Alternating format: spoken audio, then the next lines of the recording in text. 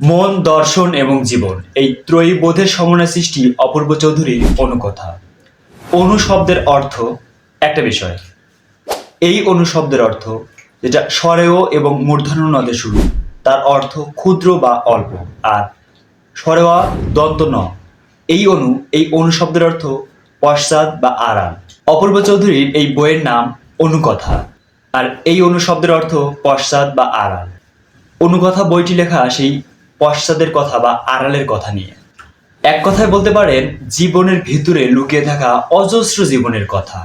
যে জীবনকে সে বোঝে কিন্তু মানতে পারে না, আবার যে জীবনকে সে মেনে চলে কিন্তু বুঝতে পারে না। বিষয়টা আপনার কাছে একটু জটিল মনে হতে পারে, প্রথমে আমার এটা মনে হয়েছিল। যাই হোক, এই যে জীবনের কঠিন বোঝাপড়া, এই বইটাতে সেই অনুকথা ধীরে ধীরে জীবনের জট খুলে দেয়। কখনো দর্শনে, কখনো মননে, আবার কখনো বা বলে ওঠে যা চলে গিয়েছে তা জীবন নয়, যা আছে সেটাই জীবন। এইটা একটা দর্শন হতে পারে লেখকের নিজস্ব ভাবনা। কেন তিনি এভাবে ভাবলেন, জীবনকে নিয়ে, জীবনের আড়ালে লুকিয়ে থাকা গল্প লেখার চেষ্টা করলেন।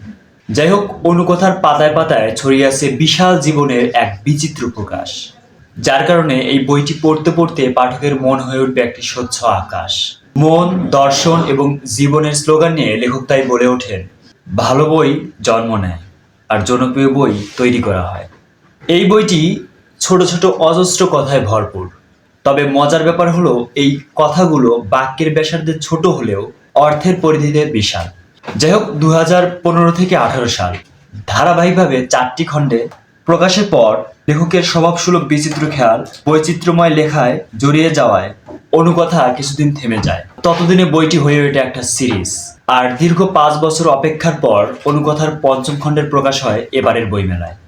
বাংলাদেশের পার্সপেক্টিভে যেহেতু বইমেলা হয় ফেব্রুয়ারিতে, তাই ফেব্রুয়ারি জুড়ে বিভিন্ন বইমেলায় বইটি পাওয়া যাবে। এবং আমাদের নবজাগরণ ফাউন্ডেশনের বইমেলায় 18 থেকে 22 ফেব্রুয়ারি সম্পূর্ণ সময় জুড়ে আপনারা অনুকথা বইটি আমাদের থেকে সংগ্রহ করতে পারবেন।